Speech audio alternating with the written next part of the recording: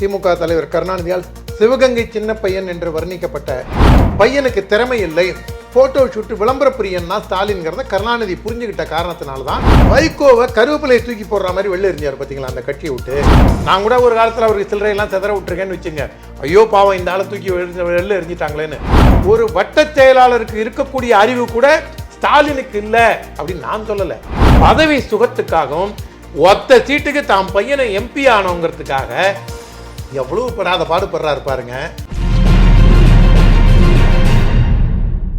மதிமுக பொதுச்செயலாளர் வைகோ, நான் இருக்கிற வரைக்கும் திமுக அழிய விட மாட்டேன் அப்படின்ட்டு ரொம்ப உருக்கமாக பேசியிருக்காரு. அப்படி உங்களுடைய கருத்து என்ன?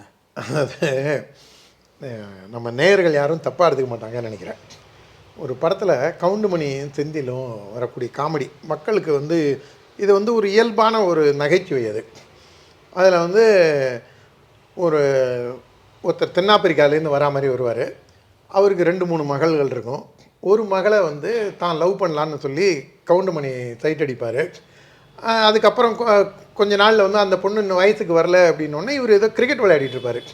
அடித்த வேகத்தில் அவருக்கு உயிர் நாடியில் கவுண்டுமணிக்கு அடிபட்டு ஆஸ்பத்திரியில் படுத்துட்டு இருப்பார்.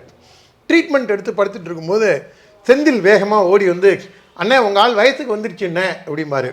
அது கவுண்டமணி சொல்லுவார், இனிமேல் வயசுக்கு வந்தால் என்ன வரலைன்னா என்னன்னு. இப்போ வைகோவோட கதி கிட்டத்தட்ட இனிமேல் வயசுக்கு வந்தால் என்ன வரலைன்னா என்னங்கிற கதி தான் இப்போ வைகோவோடுது. ஏன்னா ஒரு மிகப்பெரிய எவ்வளோ பெரிய தலைவர் அவர் போய் எப்போடு கவுண்டமணி போய் ஒப்பிடுறீங்களே. இல்லைங்க, கவுண்டமணி ஜோக்கோட இன்னும் நான் கேவலமாக ஒப்பிடுறேன்ற. நீங்கள் கவுண்டமணிங்கிற ஒரு தனிநபரோட சொல்கிறீங்க. கவுண்டமணிங்கிற ஒரு தனிநபர் அறிவில் சிறந்தவர், உழைத்து உண்டவர், பேத்துமாத்து செய்யாதவர், பித்தலாட்டம் செய்யாதவர், வாய் வியாபாரியாக இல்லாதவர். நான் சொல்கிறதெல்லாம் கவுண்டமணியை. உடனே வைகோவை இப்படி சொல்கிறேன்னு யாராவது கேட்டிங்கன்னா அது அவங்களுடைய முடிவுக்கு நான் விடுறேன். என்னுடைய கருத்து, கவுண்டமணி உழைத்து உண்பவர், கவுண்டமணி புறம் பேசாதவர், கவுண்டமணி தன்னுடைய வாழ்வியல் நெறிமுறையை பொய் சொல்லி அமைத்து கொண்டவர், இப்படிலாம் இல்லை இவர் கவுண்டமணி. அதனால் கவுண்டமணியோட வைகோ ஒப்பிடுறதை நான் வன்மையாக கண்டிக்கிறேன்.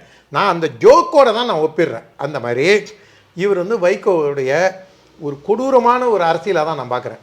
இவருக்காக தான் வாரிசு அரசியலை எதிர்த்து நான் வெளியில் வரேன்னு சொல்லி எனக்கு தெரிஞ்சு அவர் அப்படியே நாடி நரம்புகள் படி இடிபாழை உதையல் கருவேப்பிலை குறிச்சி அவள் இவள் அப்படின்னு அப்படியே ரொம்ப அப்படி துண்டை முறுக்கிக்கிட்டே அவர் பேசுகிற இது பாவம். நான் கூட ஒரு காலத்தில் அவருக்கு சில்லறையெல்லாம் செதற விட்டுருக்கேன்னு வச்சுங்க, ஐயோ பாவம் இந்த ஆளை தூக்கி வெளில எரிஞ்சிட்டாங்களேன்னு. கருணாநிதியை 2 விஷயத்துக்காக நான் பாராட்டுறேன். கருணாநிதியை எவ்வளோ கடுமையாக விமர்சிப்பேங்கிறது உங்களுக்கு நல்லா தெரியும். முதல் விஷயம், உத்தரப்பிரதேச முதல்வர் முலாயம் சிங் யாதவ் தான் இருக்கும்போதே பதவியை பையனுக்கு சீஃப் மினிஸ்டராக முடிசூட்டிட்டார். அதே மாதிரி காஷ்மீர் முதல்வர் ஃபரூக் அப்துல்லா அவருடைய பையனுக்கு முதல்வர் ஆக்கிட்டார். தேவகவுடா அவர் பையனை முதல்வர் ஆக்கினார். நான் ஹெச் ராஜா அண்ணன், பொன் ராதாகிருஷ்ணன் அண்ணன்ட்டெல்லாம் கேட்டேன், ஏங்க கருணாநிதி மட்டும் செய்யலை? ஐயோ போயா, நீ என்ன அரசியல் தெரிஞ்சவன், உங்கூருக்காரர் கருணாநிதிங்கிறதுனால நீ விட்டு கொடுக்காமல் பேசுகிற அப்படின்னாரு. பரவாயில்லண்ணே, நான் என்னுடைய நாலேஜ் அப்டேட் பண்ணிக்கிறேன்னு சொன்னபோது சொன்னாங்க, அவங்களுக்கெல்லாம் தான் பையன் அரசியலில் மேலே வந்துடுவான், அவங்களுக்கெல்லாம் கொஞ்சம் சென்சிபிளாக அரசியல் நடத்துவாங்கன்னு தெரியும். ஆனால் இவர் பையன் துண்டு சீட்டை எழுதி படிக்கிறாங்கிற ஒரே காரணத்தினால பையன் ஷைன் பண்ண முடியாதுங்கிற காரணத்தினால பையனுக்கு திறமை இல்லை, ஃபோட்டோ ஷூட்டு விளம்பர பிரியன்னா ஸ்டாலின்ங்கிறத கருணாநிதி புரிஞ்சுக்கிட்ட காரணத்தினால தான் கருணாநிதி ஸ்டாலினுக்கு பொறுப்பை கொடுக்கல அப்படின்னு அவங்கெல்லாம் எனக்கு சொன்னது. இது அவங்க சொன்னது, இது எனக்கு தெரியாது. அந்த அளவுக்கு நான் ஒரு கிராமத்தான் அடிப்படையில் உங்களுக்கே தெரியும். அதனால் அவங்க சொன்ன முதல் விஷயம், கருணாநிதியோட அரசியல் நுண்ணறிவை இதில் பாராட்டுறேன். 2வது விஷயம், வைகோவை கருவேப்பிலையை தூக்கி போடுற மாதிரி வெளில எரிஞ்சார் பார்த்தீங்களா அந்த கட்சியை விட்டு. ஏதோ ஒரு காரணம் சொல்லி அது உண்மையாக பொய்யாங்கிறது தெரியாது. அதுக்கப்புறம் வைகோவும் செல்லா காசாயிட்டார். திமுகவில் இருந்த வரைக்கும் தான் இருந்தார். அவர் வைகோவோட பெரிய பிரச்சனையே என்னென்னா, அவர் தேவகவுடா இவங்களோட கூட்டணியில் இருந்தபோது நான் என்ன சொன்னாலும் செய்வார் அப்படிம்பாங்க.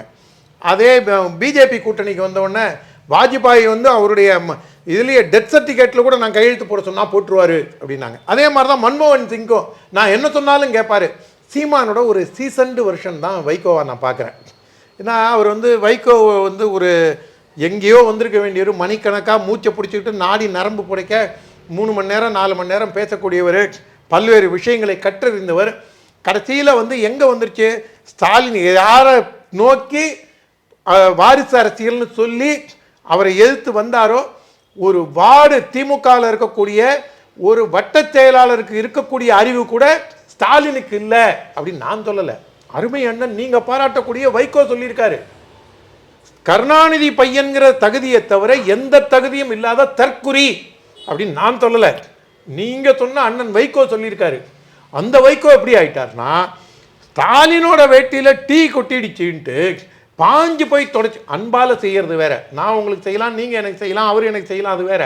ஆனால் பதவி சுகத்துக்காகவும் ஒத்த சீட்டுக்கு தாம் பையனை எம்பி ஆனவங்கிறதுக்காக எவ்வளோ படாத பாடுபடுறாரு பாருங்க. இது வந்து மார்க்கெட்டில் போய் இந்த யானை கம்பீரமாக இருக்கும், பார்க்கும்போது வியப்பாக பிரமிப்பாக இருக்கும். ஆனால் அந்த பாகன் யானையை பிச்சை எடுக்கிறதுக்கு கூப்பிட்டு போவான் பார்த்தீங்களா, அந்த கதை தான் மார்க்கெட்டில் யானை போய் பாகன் அழிச்சிட்டு போய் பிச்சை எடுக்கிற கதை தான் வைகோவோட கதை. தமிழக பாஜக மாநில தலைவர் அண்ணாமலை அவர்கள் வந்து சாட்டையால் அடித்துக்கிட்ட நிகழ்வு வந்து அது குறித்து கார்த்தி சிதம்பரம் கதை சொல்லியிருக்காரு. என்ன சொல்லியிருக்காருன்னா, பாஜக மாநில அண்ணாமலை அவர்கள் வந்து ஜோசியரை வந்து சொல்லியிருக்காரு, அவர் ராசிப்படி இந்தந்த கோயிலுக்கு போகணும், காலில் செருப்பு போடாமல் முருகன் கோயிலெலாம் போய்ட்டு சாட்டையால் அடிச்சுக்கிட்டா அவருக்கு உள்ள பிரச்சனை நிவர்த்தி ஆகும் அப்படின்னு ஜோசியர் சொல்லியிருக்காரு. அதன்படி அவர் செயல்படுறாரு அப்படின்னு சொல்லிட்டு கார்த்தி சிதம்பரம் சொல்லியிருக்காரு. அதை பற்றி உங்கள்கிட்ட பதில் என்னங்க? அதாவதுங்க, தமிழ்நாடு காங்கிரஸ் கமிட்டியில் இருக்கக்கூடிய அதில் வந்து விரல் விட்டு எண்ணக்கூடிய அளவில் தான் பிழைப்புவாத அரசியல் செய்யாதவங்க இருக்காங்க. பொன் கிருஷ்ணமூர்த்தி போன்றவர்கள், மரியாதைக்குரிய அண்ணன் பொன் கிருஷ்ணமூர்த்தி, எஸ்வி ரமணி, அப்புறம் நம் டெல்டா பகுதியைச் சேர்ந்த அண்ணன் முருகையன், இப்படி விரல் விட்டு எண்ணக்கூடிய அளவில் தான் இருக்காங்க. அதில் கொஞ்சம் ஓரளவுக்கு மரியாதைக்குரிய இவர் வந்து மறைந்த திமுக தலைவர் கருணாநிதியால் சிவகங்கை சின்ன பையன் என்று வர்ணிக்கப்பட்ட சிதம்பரத்தோட பையன்தான் இந்த கருத்தை சொல்லியிருக்காரு. அவர் நீங்கள் பார்த்தீங்கன்னா ஓட்டிங் மிஷின்லாம் வந்து ஃப்ராடுத்தனம் பண்ண முடியாது, அதெல்லாம் பொய், பிஜேபி அவங்க வேலை செய்கிறாங்க அப்படின்னு பல்வேறு காலகட்டங்களில் அவருடைய கருத்துக்களை சுதந்திரமாகவும் பை அண்ட் லார்ஜ் அவர் வந்து மக்களுடைய கருத்தை ஒட்டி சொல்லுவார். இப்போ அவருக்கு என்ன நெருக்கடியோ என்ன பிரச்சனையோ தெரில. இது வந்து அண்ணாமலைக்கு வந்து அவர் ஒரு தனிநபர் தாக்குதலில் ஈடுபடுறதா தான் நான் பார்க்குறேன். அது அவருக்கு பிழைப்புவாதமா, இல்லை அவர் திமுகவை எதிர்த்து பல்வேறு காலகட்டங்களில் தெரிவித்த கருத்துக்கு மருந்து தடவும் விதமாக ஸ்டாலினை தாஜா பண்ணுறதுக்கா, இல்லை பிஜேபியை முரட்டுத்தனமாக எதிர்த்தாதான் தனக்கு காங்கிரஸில் அடுத்த மாநில தலைவராக வர முடியுங்கிற எண்ணமா அப்படிங்கிறது இதில் வந்து ஒரு 10 விதமான கருத்துக்களை நம்ம பகிரலாம். ஆனால் கார்த்தி சிதம்பரம் அடிப்படையில் ஒரு ஜோசியக்காரர், ஜோசியத்தில் நம்பிக்கை உடையவர், அதீத நம்பிக்கை உடையவர். அவர் வந்து கிரகங்கள் இதிலெல்லாம் வந்து நல்ல நம்பிக்கை உடையவர். ஆனால் அதையே வந்து தன்னுடைய நம்பிக்கைகளையே வந்து வேற ஒருத்தர் மேலே சுமத்தி இதை கொச்சைப்படுத்துகிற மாதிரி பேசுகிறத முதல்ல அவர் சார்ந்திருக்கக்கூடிய திராவிட முன்னேற்ற கழகம் ஒத்துக்குதா, அவங்க அப்பா ஒத்துக்கிறாரா? ஏன்னா அவங்க அப்பா வந்து தன்னை பல நேரங்களில் வந்து ஒரு பகுத்தறிவுவாதி மாதிரி காமிச்சுப்பார். அவர் ஈவேராவின் குஞ்சுன்னே கிட்டத்தட்ட சொல்லிக்கக்கூடிய நபர் சிதம்பரம். அந்த மனோநிலையில் இருக்கிறவருடைய ஒரே மகன். அப்படி இருக்கிறவர் வந்து திமுக தலைமை இந்த ஜோசியம் இந்த இதெல்லாம் சொல்கிறாராங்கிறது ஏற்றுக்கிறாரா? இந்த இவர் சொல்கிறக்கூடிய குற்றச்சாட்டுகளை முதல்ல திமுக ஏற்றுக்குதாங்கிறது என்னுடைய அடுத்த கேள்வி. எல்லாத்தையும் விட நான் உங்கள்கிட்ட ஏற்கனவே சொன்ன மாதிரி தான் கார்த்தி சிதம்பரம் பல நேரங்களில் கவலை தயங்காமல் உண்மைகளை பேசக்கூடியவர். இதில் ஒரு உண்மையை மறைச்சிட்டு தான் நான் பார்க்குறேன். அவர் வந்து அந்த இடத்துல அண்ணாமலைங்கிற தனி மனிதனுக்கு எடுத்துருங்க, தமிழ்நாட்டுக்கு இருக்கக்கூடிய கிரக பலன்கள் அவர் வந்து பாரத தேசத்துக்கும் கிரக பலன்கள் பார்க்கக்கூடியவர் தான் அருமை சகோதரர் கார்த்தி சிதம்பரம் அவர்கள். அதனால் இவர் வந்து பை அண்ட் லார்ஜ் ஜோசியம் பார்க்கும்போது என்ன இருக்குன்னா, தமிழ்நாட்டோட கிரக பலன் பிரகாரம் தமிழ்நாட்டில் இருக்கக்கூடிய மக்களுக்காக தண்டனை யாராவது வாங்கிக்கணும். என்ன தண்டனைனா, இந்த மாதிரி ஒரு திராவிட மாடல் ஆட்சின்னு ஒரு ஃபோட்டோ ஷூட் ஆட்சி, தினசரி பொய்யா புலி விட்டு திரிகிற ஒரு ஆட்சி, ஒரு விளம்பர மோகத்தில் இருக்கக்கூடிய இந்த ஆட்சி, இதுக்கு வந்து மக்களை தட்டி எழுப்பும் விதமாகவும் மக்களுக்கு கொஞ்சமாவது உணர்ச்சி மேலிட்டு வரணுங்கிறதுக்காகவும் இதை செஞ்ச அண்ணாமலைக்கு வந்து இது கார்த்தி சிதம்பரம் இப்படி கொச்சைப்படுத்துகிறாருன்னு நினைக்கிற ஒரு நேரத்தில் இன்னொரு விஷயமும் நாம் என்ன பார்க்க வேண்டியதாக இருக்குது. இது வந்து தமிழ்நாட்டுக்கு இருக்க வேண்டிய ஒரு பரிகாரத்தை இது அண்ணாமலைன்னு மாற்றுறதா தான் கார்த்தி சிதம்பரத்தோட பார்க்குறேன். நான் கார்த்தி சிதம்பரம் படித்தவர், பண்பாளர், அவங்க அப்பா அளவுக்கு ஒரு பதவி வெறியோ பணவெறியோ இல்லாமல் இருக்கிறவர்னு என்னுடைய பார்வையில். நான் அதே மாதிரி ஒரு சிதம்பரம் வந்து ஏற்கனவே நான் சொன்ன மாதிரி அப்பப்போ திடீர்னு ஒரு திடீர் குபீர் போராளி மாதிரி, திடீர் குபீர் பெரியாரிஸ்ட்னு கூட சமயத்தில் ஒரு ரேஷனலிஸ்ட் மாதிரி பேசக்கூடியவர். கொஞ்சம் சென்சிபிளாக பேசுகிறவர், சில உண்மைகளை மறைத்தும் சில உண்மைகளை அதிகப்படுத்தியும் அவர் பேசுகிறாரு.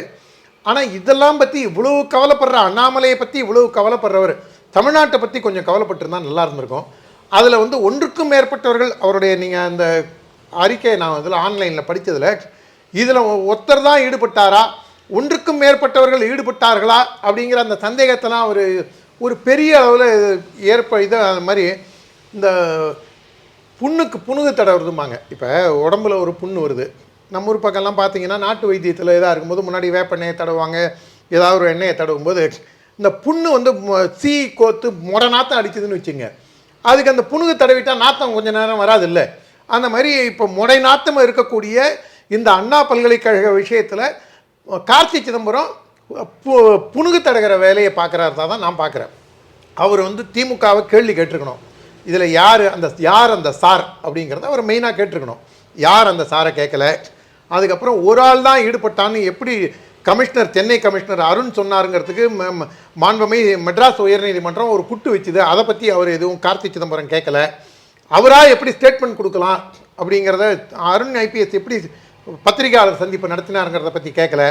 திமுகவோட அடிப்படை உறுப்பினர், திமுகவோட பகுதி இளைஞரணி துணை செயலாளர், மாணவரணி துணை அமைப்பாளராக இருக்கானே, அவனை ஏன் இன்னும் திமுக விட்டு நீக்கலைன்னு அண்ணாமலை கேட்டார். அதெல்லாம் கேட்கல. முக்கியமான விஷயங்கள் எல்லாம் விட்டுட்டு இதுக்கு பட்டுக்கோட்டைக்கு வழி கேட்டால் கொட்டப்பாக்குக்கு வேலை சொன்ன கதையாக கார்த்தி சிதம்பரம் மடைமாத்தம் வேலையை செய்கிறாரு. அவர் தன்னுடைய மனசாட்சிக்கு விரோதம் இல்லாமல், அவர் எப்போதும் இயல்பாக பேசக்கூடிய மனிதர். அவர் நரேந்திர மோடியை கூட விமர்சிக்கும் போதே கூட பல உண்மைகளை ஒப்புக்கொண்டு தான் விமர்சிச்சிருக்காரு. ஆனால் அவர் திமுகவை கண்டு பயப்படுறதுக்கு காரணம், தன்னுடைய அப்பாவை எப்படி கருணாநிதியை வந்து சிவகங்கை சின்ன பையனை கேவலப்படுத்தினாரோ, எப்படிலாம் வந்து சீமான் விட்டு பிள்ளைலாம் கருணாநிதி அவரை எள்ளி நகையாடினாரோ, அந்த மாதிரி தனக்கு அவமானம் வந்துடக்கூடாதுங்கிற பயத்தில் தான் அவர் திமுகவுக்கு முட்டு கொடுக்கறதா நான் நினைக்கிறேன். லைக், ஷேர் அண்ட் சப்ஸ்கிரைப் பண்ணாதவங்க இப்பவே சப்ஸ்கிரைப் பண்ணிருங்க. எங்களோட அப்டேட்ஸ் உங்களுக்கு வரணும்னா பெல் பட்டனை பிரஸ் பண்ணுங்க.